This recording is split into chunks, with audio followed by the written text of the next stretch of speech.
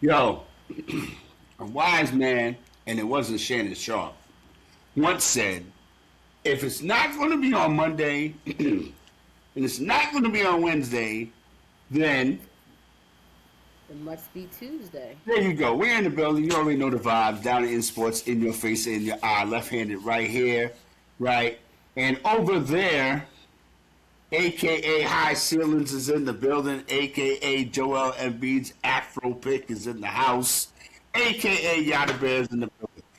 Listen, we're gonna get busy tonight.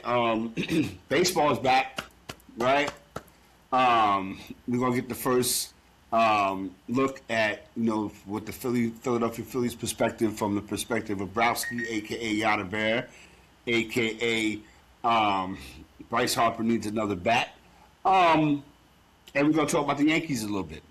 Some NBA. We're gonna talk about that because it's getting ready to get into play. We like to call it what playoff positioning time, right, Bosky? We're gonna get Yeah, into 12 games. the NBA Hall of Fame class for 2026 is out. I would put the laugh track up, but I don't want to hurt. I don't want no bad emails. We are in the building. Yada Bears over there. Yada Belsky. What is good? What it look like? How you feel? I'm good. The weather is changing. Mm-hmm. Baseball is back. Um, what more can I ask for? Maybe a couple more wins, but um, it's still early. It's still early, Absolutely. but baseball being back, telling us, summer's right around the corner, and we should all just enjoy this baseball season. And Anything. college basketball about to wrap up soon. We down to the final four on both sides of the men and women. Mm-hmm. We're gonna definitely Um, get into that. Yep. some upset, some folks just standing watching. As people take shots. Um, we got a little bit of Tiger Woods, going off the rails again. Oh man. Per I usual. was hoping you would bring that up, but then again, I was hoping you would. But we're gonna talk. Please, let's not forget about that. Please, we gotta put that Yeah. in the show. Yes. It's been a very eventful last week of March type of vibe going around here. But how are you? How things up I'm, there? I'm chilling. I'm watching, Tiger Woods' car flip upside down. I'm watching, some highly regarded, highly heralded college basketball players make some of the most boneheaded mistakes, especially at crucial times. So, the Hmm. ACC is kind of like, feeling some kind of way right now. I'm looking at the Yankees. I'm looking at Aaron Judge strike out 4 times on opening night. But then I'm looking at Aaron Judge hit a couple of home runs. The world's not good with me until they get back into the World Series. You already know, Browski. I'm looking at the ABS system, and the Yankees are crushing it. Remember last year, Browski, with the bats, and the Yankees was hitting all those home runs, right? Yeah, yeah. They had the torpedo bats. Torpedo, there you go, Kimmy. that's why Hmm. that's why I mess with Browski. The torpedo bats. That's so this year, the Yankees every challenge they win. Every single challenge. I'm like, okay, you're doing what you need to do, but I feel like the umpires are getting played out so bad. Because this is what and look at CB Buckner. He had 2 calls in a row, back to back. Yeah. So Um. go ahead, Kimmy. Go ahead. No, no, no. I agree. Yes, this is what we've been calling for, and what the fans, has been sitting there screaming about, watching these games, watching these home plate umps make terrible calls, and now you have the robot there to confirm the terrible call that we've been calling out for years. Yes. Accountability. It Yeah. should be held Yep. to a higher standard. You control the destinies of these players and these organizations with any wrong call you make, ball or strike. And it was so bad that the first one he got wrong. And what's kind of crazy about it is that the whole crowd sees it on the scoreboard. Yeah, no hiding it. it's yeah, and there's nowhere for you to hide. There's an umpire who made a bad call back to back, right? So basically, to me, Yada, is that what you just said. What we've been saying about these umpires for years, all the way back to Eric Gregg, rest in peace. Bad umpires, bad umpires. Yeah. Yes, I'm gonna say it, right? So now these umpires that now in the league, like where's Angel Fernandez at, or Angel Hernandez, whatever his name is? He's one of the worst, right? Yeah. Call these dudes out as well deserved. But we are in the building down in sports, man. We got an hour to rock with y'all tonight, man. Y'all the Bears in the house. We're gonna talk about the Final Four because I got some things I want to say, and the comments and opinions by left-handed y'all do not reflect on y'all. Listen, that's this guy right there. Listen, That's that guy. listen. We talked last week about how did North Carolina lower 18-point lead. Hubert Davis got to go. Hubert Davis stinks. Hubert Davis, all of this. Hubert Davis is no good. North Carolina, they're record in the NCAA tournaments. But even though he took them to a final and they lost to Kansas. All right, cool. Here comes Duke is allegedly the antithesis of North Carolina. For everything that North Carolina tries to do, Duke does, and sometimes it's vice versa. Going into this game, this particular game against UConn, a team that has the pedigree, had a back-to-back, can't sleep on it, right? You got two of the most highly heralded basketball players who are brothers, who are playing on the same team, who are doing their numbers against UConn. Till it got late. Till it was something that we like to call crunch time occurs. And in the situation that myself and Yada Bear, we played basketball, we watched basketball.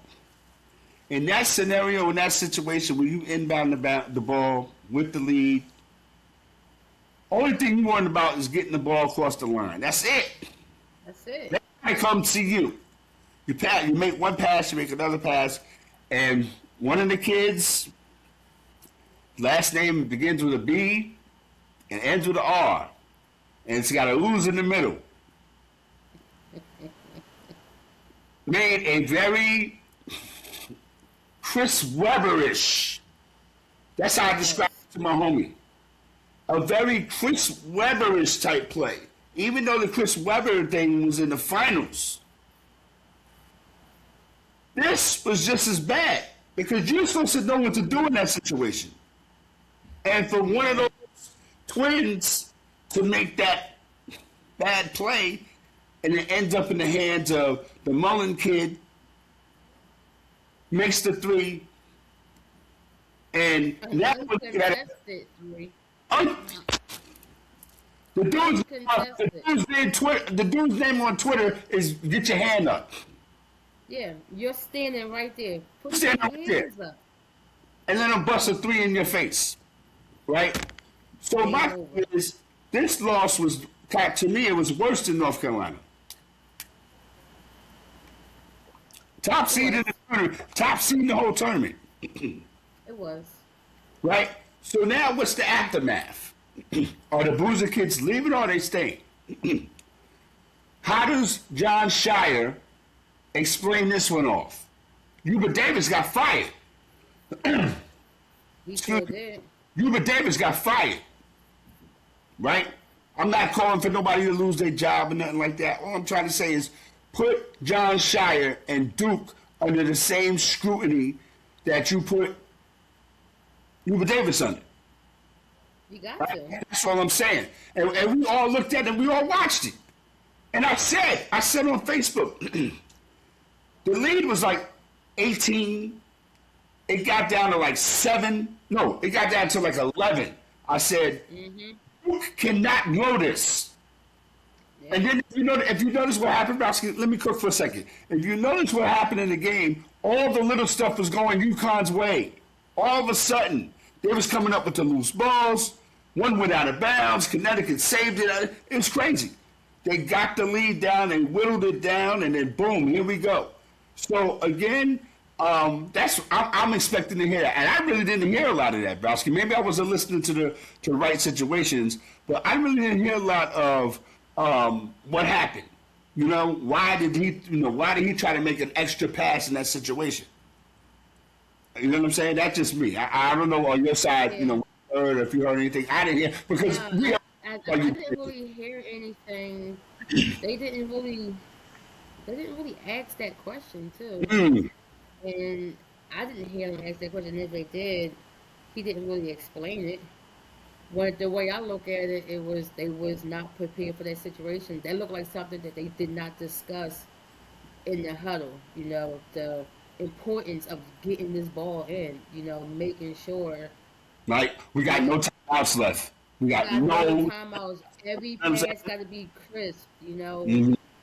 Make the smart pass, make the smart play, and it seemed like that wasn't discussed. It was like, if this option isn't available, then here's the second option, here's the third option. Looked like it was they were just like just winging it, Mhm. and that's what happens when you wing it at the end, and then your man don't put his hands up. Just watch, he just watched the kid take the shot, uncontested, clear Drained, shot to the basket, and just drained it, and drained it. just stood there in disbelief. And I'm looking at him in disbelief, like, why didn't you just put your hands up? Even if he would have still made it, you still contested this shot. You don't know that's the motion of you putting your hands up Right. could have threw him off Absolutely. a little bit. Absolutely, Bosky. And just Absolutely. to not do anything at that moment is something that he's going to be asking himself for years. And his people going to be asking, like, yo, what was you out there doing? Mm. But I mean, that wasn't the only reason why they lost. They, like I said, the play at the end, the sloppiness, not knowing how to close the game. It just got in the way. Like you was up by 18. It's unheard of.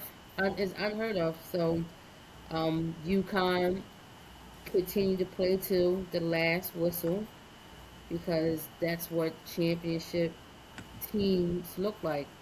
UConn is not far removed from winning the title, and they still have the championship pedigree. And now they're in the Final Four, going against Illinois, a team that a lot of people wasn't really that high up on, but Illinois showed that they are getting it straight out the mud. Like these kids are are showing out in this tournament. And then you got the two other number ones in Michigan and Arizona. Um, if Arizona won the national championship, do Bryce, um, can he say he's a part of that team? Just Part of what team? The Arizona team? yeah, The Arizona. he was a. Mhm. Like yeah, exactly. But I mean, we got our Final Four set. Was it the Final Four that everybody picked? Absolutely not. Right. It wasn't the Final Four that we all wanted. Absolutely not. But it's the Final Four that we got, Mm. and it's not a bad one. It Nope. should be interesting. Um, having Illinois there give you a little spark of new blood. Michigan, Arizona, UConn. These are teams that has been tiptoeing back and forth. Number one, flopping. This changing spots at the top of the rankings. So we'll see what happens. Should be good. Should be good. Um, Talking about the Final Four, you got an Illinois team that comes out of where? The Big Ten. Yep. So again, the Big Ten is standing on business. Indiana national champions in football, Football. and now the Big Ten has a chance to make a major play here in Indianapolis for the Yep. Final Four. Um, I still think at what we have left, the only team that I have left in my Final Four is Michigan.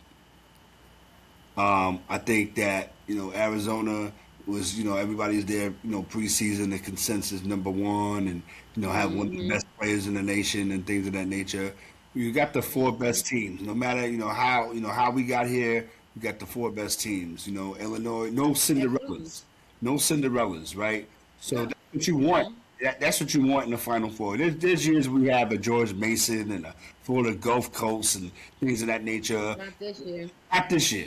You know what I'm saying? So it's top heavy. Again, we're gonna have our picks before the end of the show of who we like to see on Monday night. Um, but Browski, let's get into the women's Final Four. 'Cause this is gonna be bananas. This is what it's supposed to be.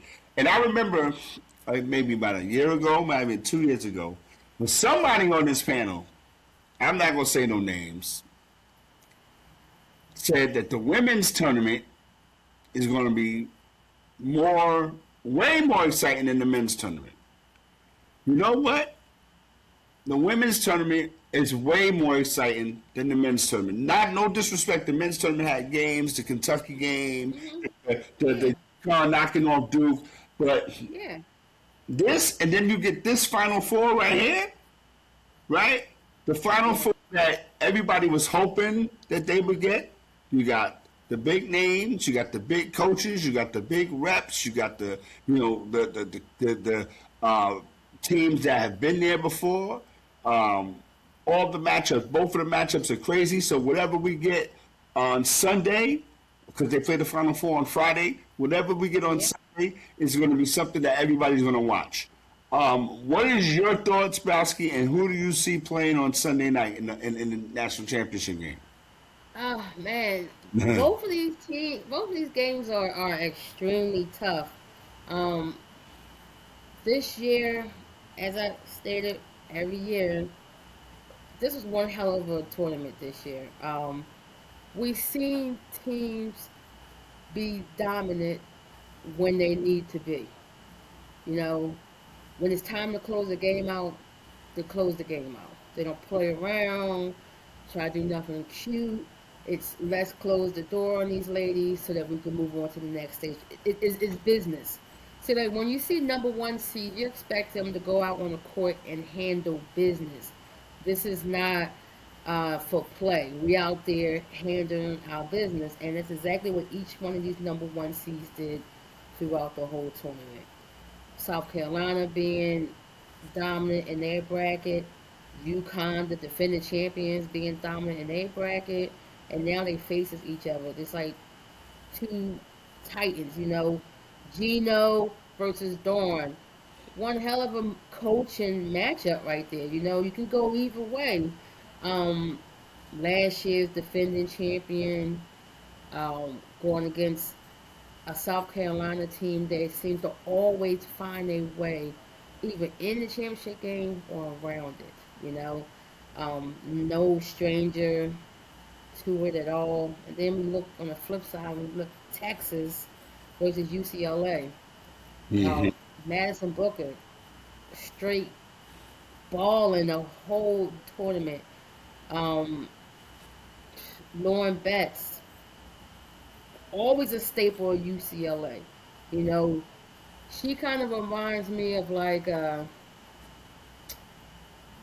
want to say like a Kevin McHale. Like Hmm. when she's down there on that paint, she has every post move possible. She's getting the bucket. She can also shoot a little. She's a great all around player. She's been that way since being at UCLA. She's been the backbone of that team. And I can't wait to see her on the next level. And I can't wait to see her versus this Texas team. Um, it's going to be good, man. You know how like sometimes you be like, oh, I don't want to see number one, all four number one seeds in the final four, but this couldn't be denied. These ladies played great basketball throughout the whole Who said tournament. These who, are the who best said of the they best. wouldn't want to, who said they wouldn't want to see all the season in Cause front you of know them? how people they always want to see a Cinderella story. Oh, a 11 seed, a 10 seed, a 7 seed. They always want to see a lower seed go against the the big bad number one seed. You know, the number one seed always seems to be the villain in everybody's story. Mm. Well, all four of these, you can't deny this. These are the four best teams in the nation. They showed you throughout this whole season, and then they showed you through this whole tournament why they are the best four teams out there.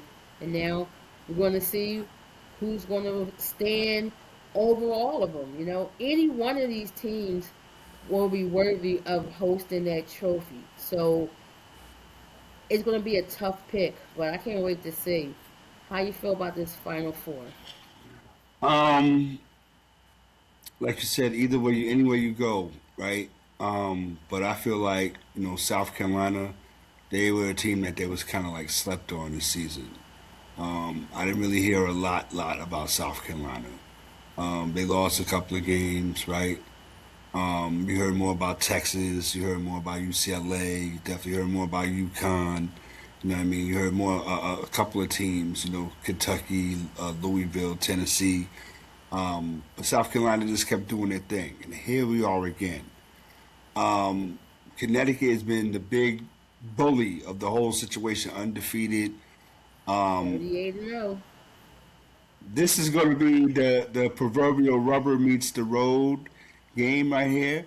Um, it's going to come down to I would say this. It's going to come down to the last 2 minutes because that's how um, great these two teams are, and how evenly matched, and how any turnover, every possession, every dribble, every defensive pick, every defensive set is going to be important. The last 2 minutes of this game, I think if it's close, I think South Carolina could pull it out, but they're going to have to play in bursts. And what I mean by that, Browski, is Connecticut's going to do their thing. AZ's going to do her thing. Sarah Strong's going to do her thing. You know what I mean? But again, if they can keep that to a minimum, kind of, sort of, and then do their thing offensively, I think that South Carolina, if they keep it in the keep it below 60, I think South Carolina can win. Hmm. If they keep it below 60, South Carolina can win. Now, UCLA and Texas, this is another game where you got, no disrespect, King Kong versus Godzilla. The immovable object versus the irresistible force, right? Hmm. These two teams have been on a collision course. And this is and such as UConn and South Carolina on a collision course. So here we are. And so we started this conversation by saying the women's tournament is better than the men's tournament. And I'm going to say that this season because four number ones, Yeah. right? It gets no better than that. The only way it could get better than that, Browski, and watch this. Watch this. The only way it could get better than four number ones being in the Final Four is 4 16 seeds being. That's I the knew it. only way, Jimmy. The only way. The only way, right? So Yeah. again, I feel like we're getting what we deserve, especially in the women's side, yo. No disrespect to what happened on the men's side. I have an announcement to make since before we move on. I'm going to say right now that Arizona is going to win a national championship on the men's side. And South Carolina somehow, some way, is going to beat Texas on Sunday night. Mm. Okay. What was I getting ready to say? One more thing before we get up out of here on the basketball too. College basketball. Oh, after much thought and much consideration, I have decided at 8:23 p.m. Eastern Time that I will no longer, as of this moment, put the Gonzaga Bulldogs anywhere near the Final Four ever again.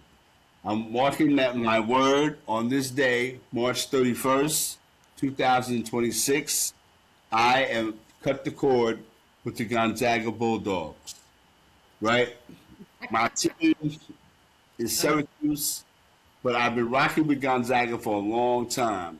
And the reason why that I'm no longer going to rock with Gonzaga like that, no, just Mark Few, Hall of Fame.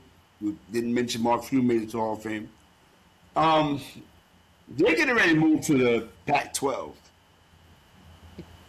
oh, you jumping ship now, so they're not going to be in the whack.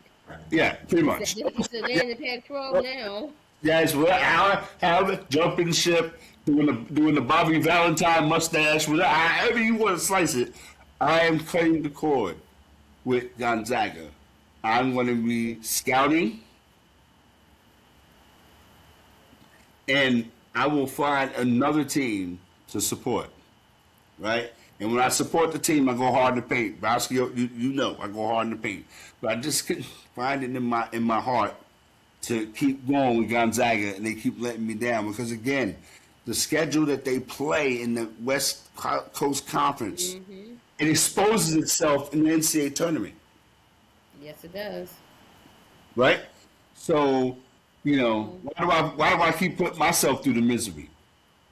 You know what I mean? Bowski over here laughing at me the last 3 years. She's been laughing at me because I've been rocking with Gonzaga, right? I have. That's my story. I'm sticking to it. No more Gonzaga. Um, Okay. Baseball. This is what I want to hear from Bowski. Early in the season, 3 or 4 games in, how are your Philadelphia Phillies doing? Like I already know, but I just want to hear from Bowski. Um, well, well, not the start that we wanted it to be. I mean, opening day was amazing. Christopher Sanchez came out there, looked great, looked like an ace, did what he was supposed to do. Then things just started to go left. Um, game two, Aaron Nola, mid-season form, just giving up the Mm-mm. goods. I thought, we saw some good things in the WBC. He pitched well. He pitched well for Italy. Came back to the States, turned back into a pumpkin, was giving up the goods. I said, oh, here. I said, Aaron's back in mid form. Then it just rubbed off right on to Lazardo the next game. The ball was on the tee. Everybody was hitting home runs, doubles, scoring like crazy. That was terrible. And then we, finished it up yesterday. Good old Taiwan Walker, He's still Fighting on the this guy, Phillies. Bennett, Still he's playing? still on the team. Yeah, we gave him a stupid contract when we signed him from the Mets. We still gotta pay him. I think we still got one more year of this guy. This may be the last year of Taiwan. Came Yeah, out there. I Marcus. said, wow, again, Taiwan looked okay for Venezuela. He looked all right. Come back to Philly, he forgot how to pitch. You know, again, gave up everything. Was terrible. Terrible. Lost the national. Gave up 13 runs to the Nationals. What are we doing? Horrible. Then we flip it to the bats because you thinking, wow, if you gave the Nationals 13 runs, you guys must have scored 15. Nah, nah, not even close. Um, Everybody, was going up in arms when Dombrowski made a comment questioning if Bryce Harper is still elite, if he's still that elite player. Well, guess what?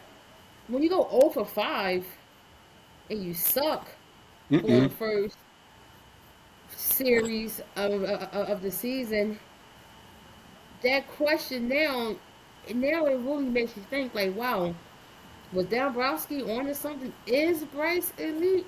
Is those years behind him?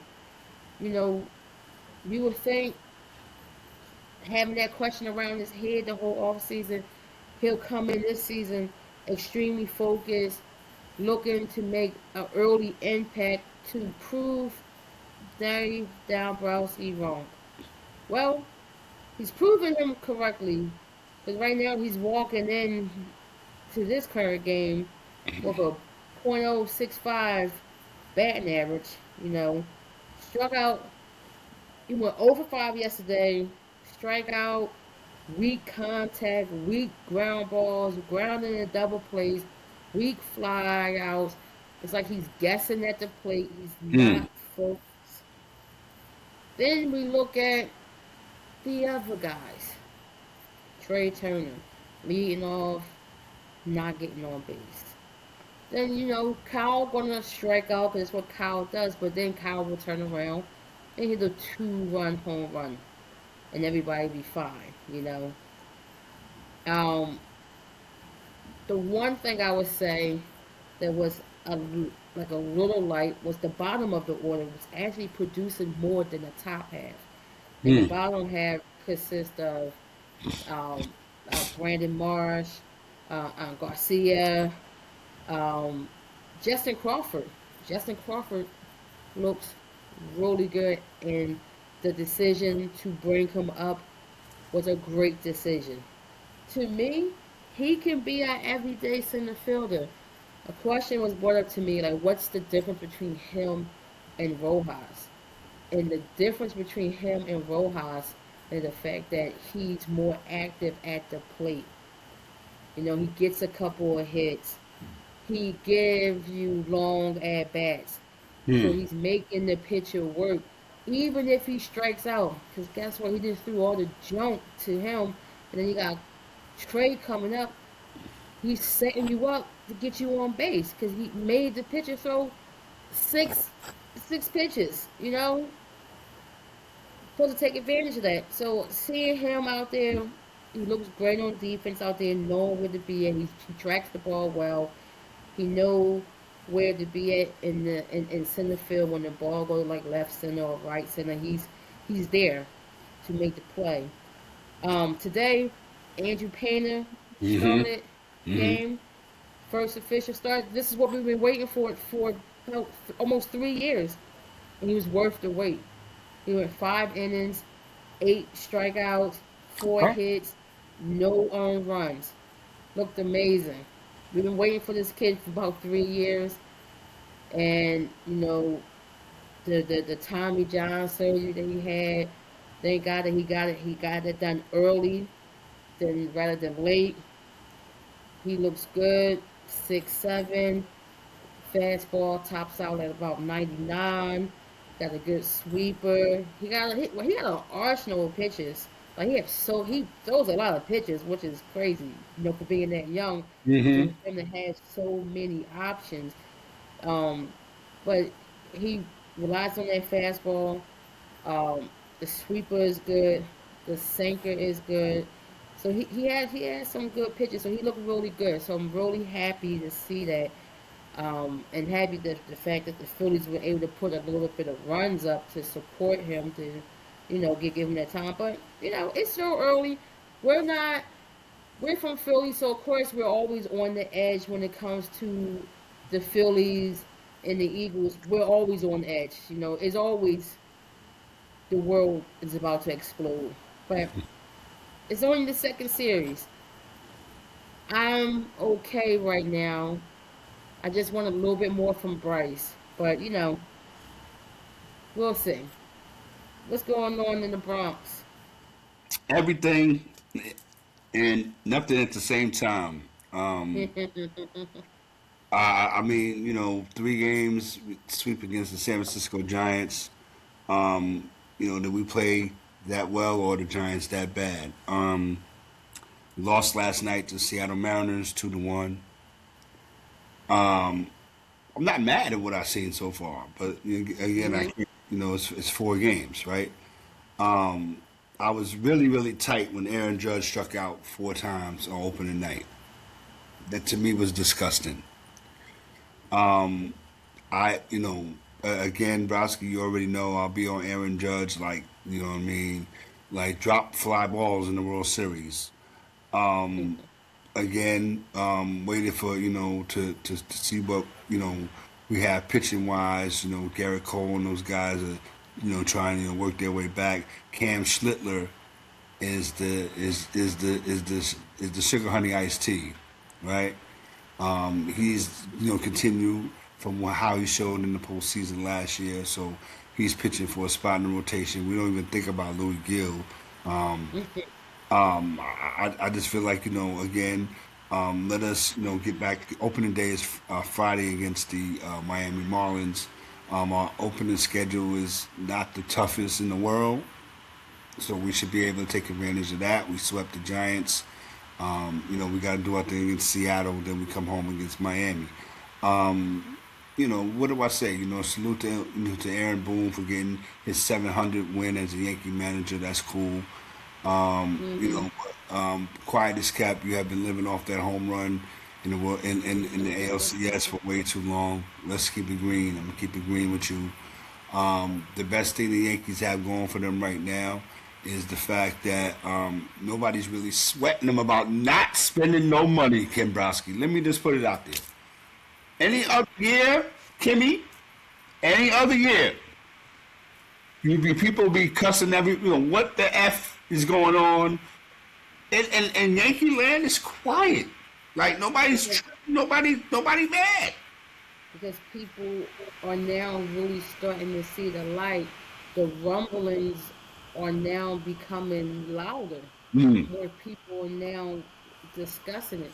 Even though we've been discussing it for almost 2 years, but now, the powers that be are now really talking this thing.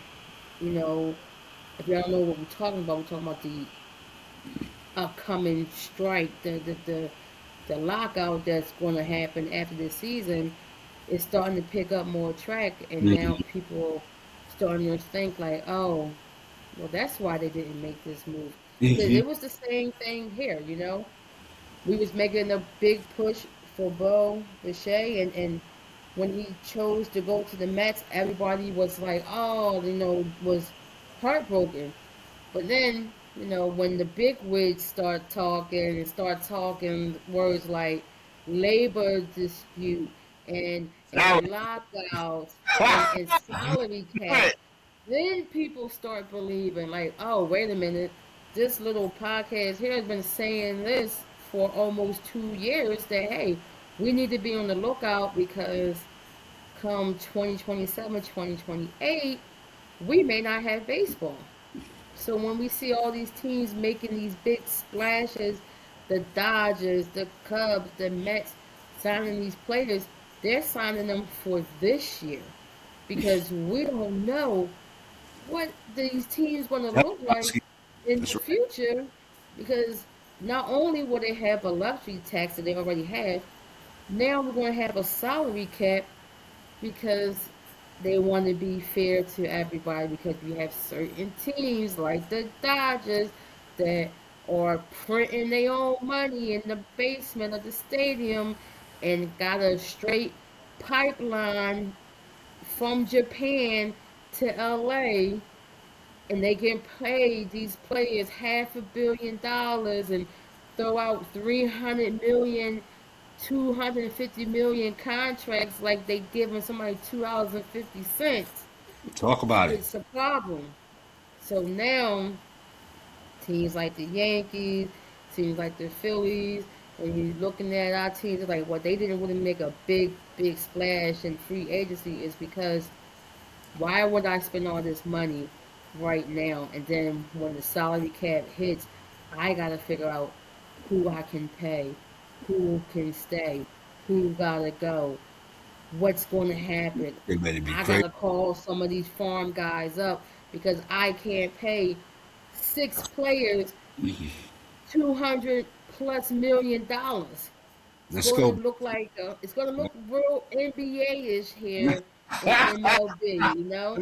Look real You can't NBA. have you can't have 5 players making over 250 Right. million plus dollars. And that's right. No doubt. Exactly. You may be able to have I don't maybe 2 or 3 depending on what that cap number going to be. but it ain't gonna be 800 million. Right. I can Listen, damn sure to let you know, it ain't gonna be 800 million. You better cut that number in half almost. and and the teams that, like, the Baltimore Orioles, they went out and Hmm. got Alonzo, which is, they, as their right to do, right?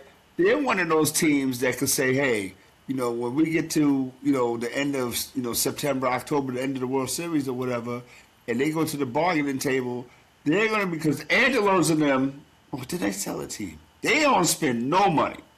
No, they don't spend no money. I think they still own him. And then you got the guy out in California, not the Dodgers, the Angels, Artie Moreno. Who also don't spend any money. And when we talk about the Angels, salute to Mike Trout, right? Mike Trout is doing Mike Trout things, right? Salute. We noticed that over here, right?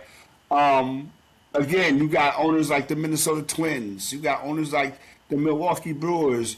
Teams that are doing it on Cincinnati the Reds, who don't spend you know no money. what I mean? Teams that are doing it, have to do it on the strength of what their farm systems are doing now. They can kind of like now bring some major league ready talent to the forefront. But now I'm trying to say, who's going to take a pay cut from 400 million to 185 for the sake of the team? Exactly, because like I said, these contracts are going to look very NBA-ish. We're gonna be seeing a lot of 3 years, 145, $150 million contracts. No more 3 year, 200 million. No more 13 years. We're not gonna be seeing Right. 13 years anymore. We're gonna be seeing 3 to 5.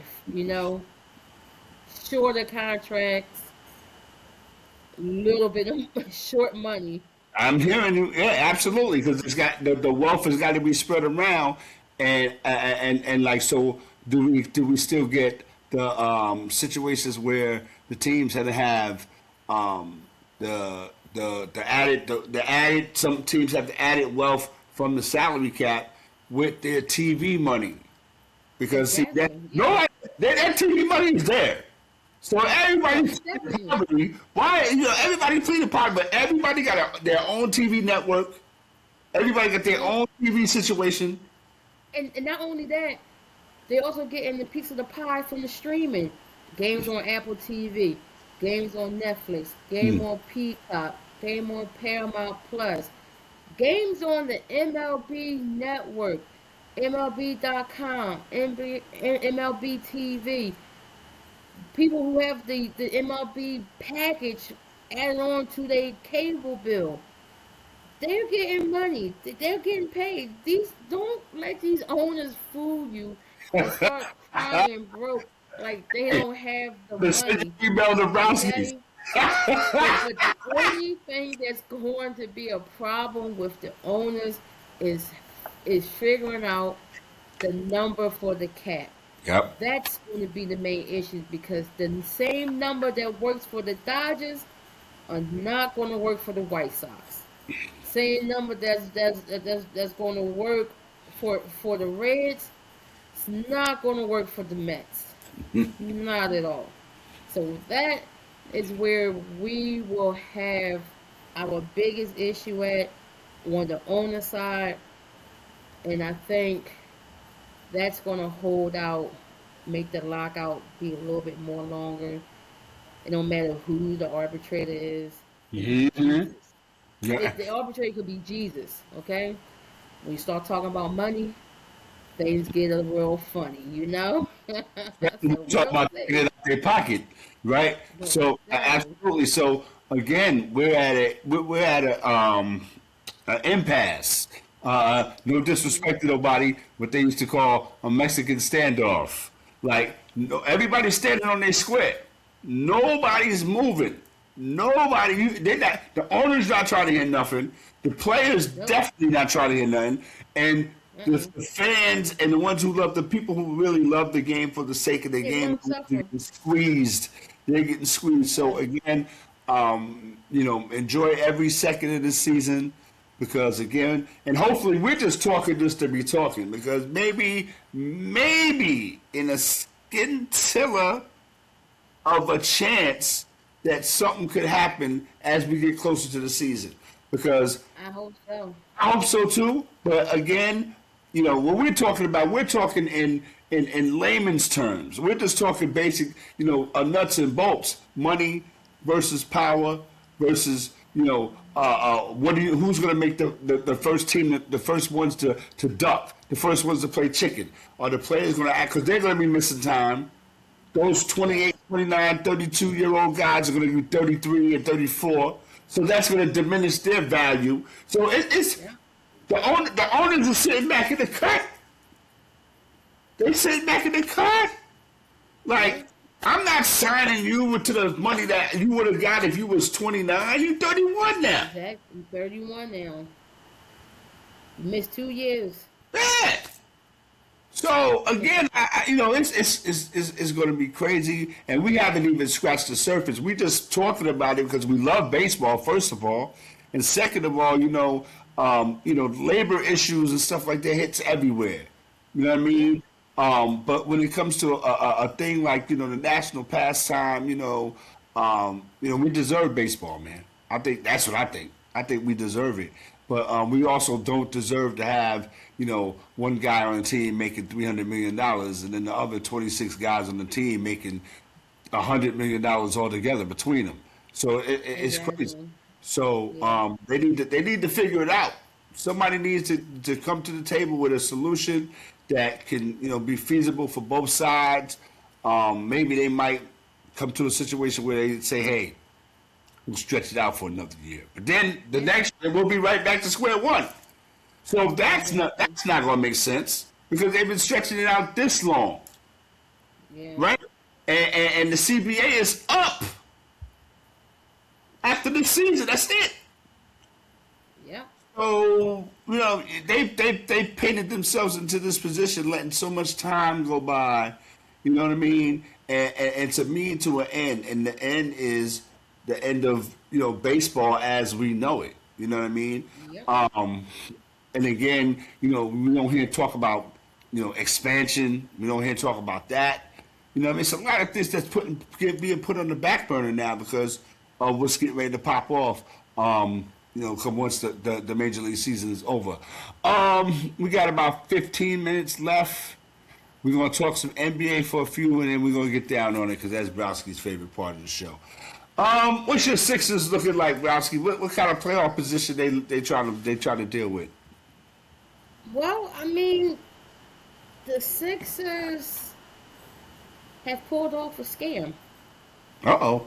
They they scammed the NBA. Uh oh. Somehow they are able to end the season with our three stars healthy.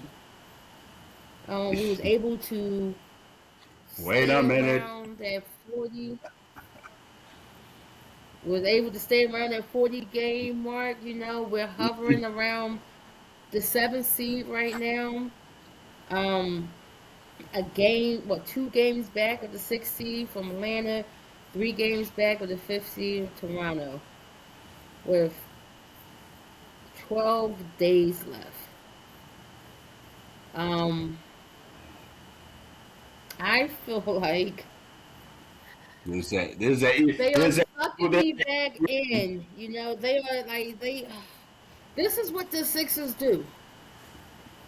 They will start out looking great, give you joy, and like, oh my God, maybe this is the year. Then everyone gets hurt. We miss significant time, and we're like, oh, this is regular Sixers season. We're not going to make the playoffs. So then you look at the standing, you're like, wait a minute.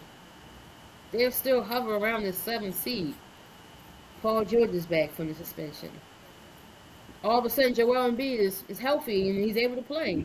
Uh And oh. It's then, a miracle. out the blue, a guy who they was basically saying his pinky finger was holding on by some bubblicious bubble gum. All of a sudden, it was a miracle. His finger's actually okay, and he can play. He's healthy. And then the other guy, one of our best wing defenders, who they said elbow fell out. He can't play. Oh well, my God, is that Kelly Oubre out on the court with two-tone hair, Hmm. looking healthy. Wow, these guys are back. These guys are playing well. With VJ still playing good too, and they're 3-1 since the old band came back. They are, like I said, 2 games back with 12 days left. Oh my God, we may be able to make it to the sixth Oh, seed oh and boy. avoid the play-in. And oh my God, when we look at this Eastern Conference that we both know very well, and we both see, it is kind of wide open. There's no really true dominant team in the Eastern Conference. Cade Cunningham is done, so Detroit has now became a regular team.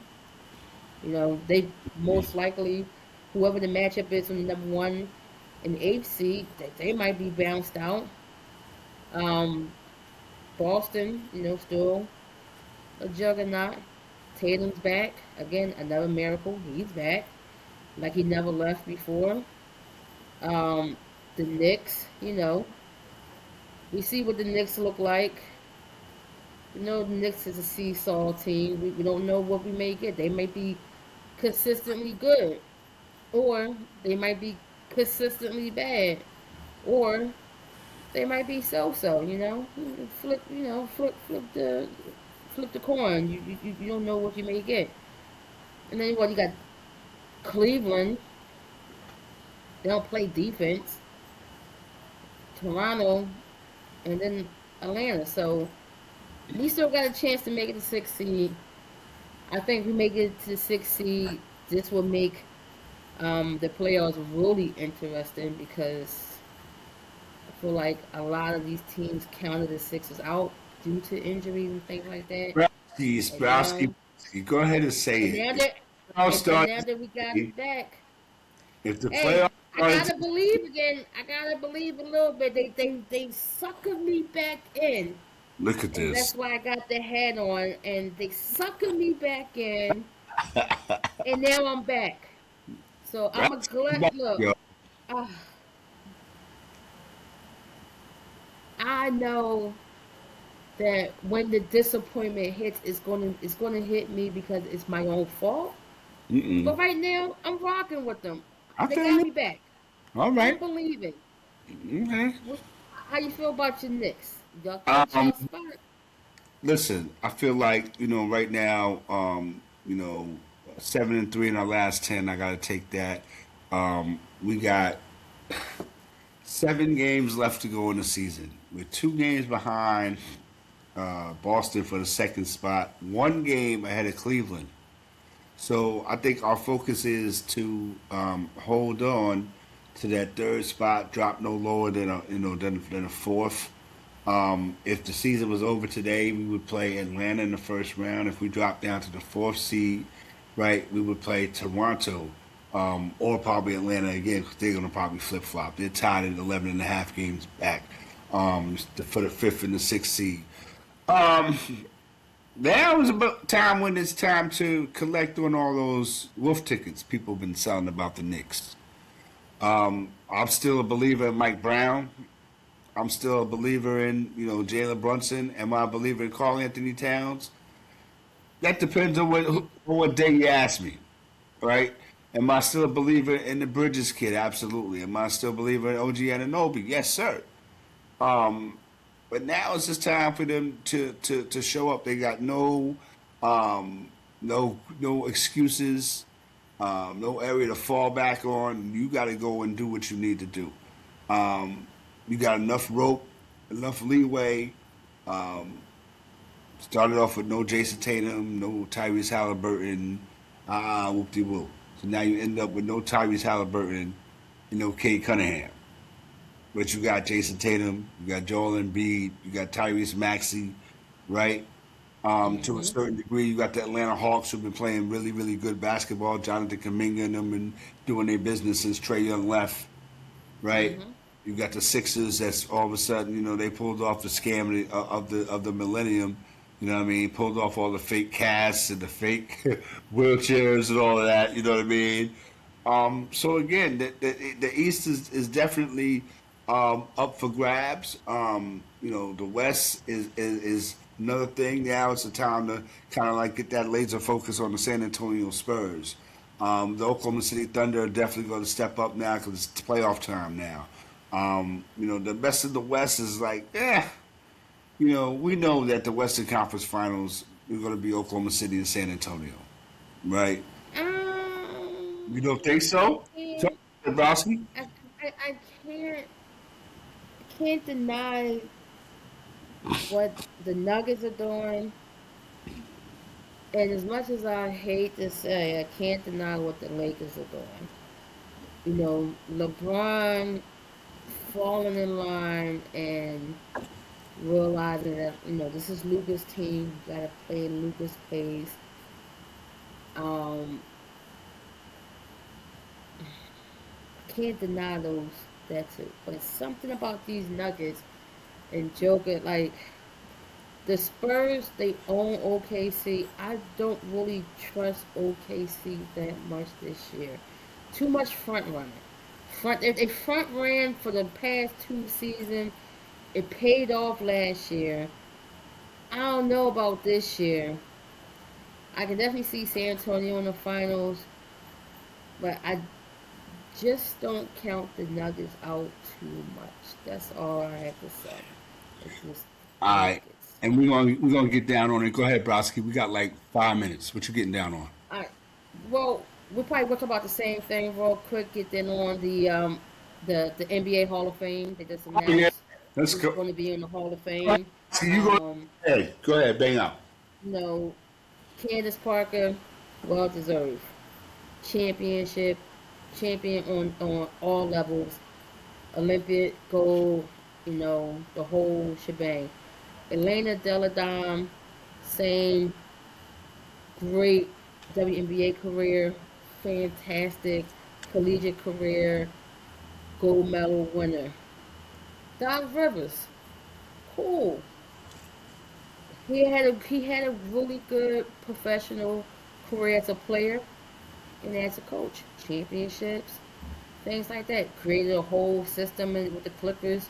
Lob City was exciting, exciting basketball. Won the championship with Boston. Great. Then we look at the next name, Amari Stoudemire. Now, now the three other names that I named before, very accomplished players on all levels. Then we get Amari Stoudemire. I need somebody to tell me what has Amari Stoudemire accomplished in his NBA career. What championships has he won? What records have he broken? What difference in the game has he made? Was he a game disruptor? Did they had to change a rule because of him? Did he, found a new niche in some way in basketball that was like, oh my God, this guy, Maurice Stoudemire, is a pioneer in this particular thing in basketball. So if y'all can point that out to me, then I'll be like, hell yeah, Maurice Stoudemire should be in the Hall of Fame. Right now, I'm like, hell no. The NBA Hall of Fame is now turning into a joke, and it's like now a participation Hall of Fame because you play basketball in the NBA doesn't make you eligible to be in the Hall of Fame. So I can't see how Amari Stoudemire can stand next to guys like Shaquille O'Neal, Dikembe Mutombo, Hakeem Olajuwon, Will Chamberlain, Kareem Abdul-Jabbar. All of these great centers, or power Tim Duncan, the power forward, who played in those roles and say, yeah, this guy right here did just as much as I did too in the league. I don't know. I think it's crazy. How you feel about this Hall of Fame class? Browski, you said everything. I don't even got, you know what I mean? It's just I would just be reiterating the words that you said. Respect due to Elena Deladon, respect due to Candace Parker, the most deserving. Yes. Like we talked about it behind the scenes, and real quick, we got like 30 seconds. We talked about it behind the scenes, and it's like when you have your no doubters, Candace Parker, you look at her and you say, "Oh, she's a no doubter." Amari Stoudemire, not so much, right? That's all we're saying. No disrespect to the man in his career, you know what I mean? But Hall of Fame worthy, I don't know. Yada in Sports, we're in the building. Myself, left-handed at RM Des on Twitter, which is this right now. And then over there, you got Yada Bear, a.k.a. High Sailors. We'll get back at y'all next Tuesday, talk a little bit more baseball, talk a little WNBA. See now that they got their situation taken care of a little bit. We out. Down in Sports, we out. Talk to y'all later. Peace. Final four. Yeah.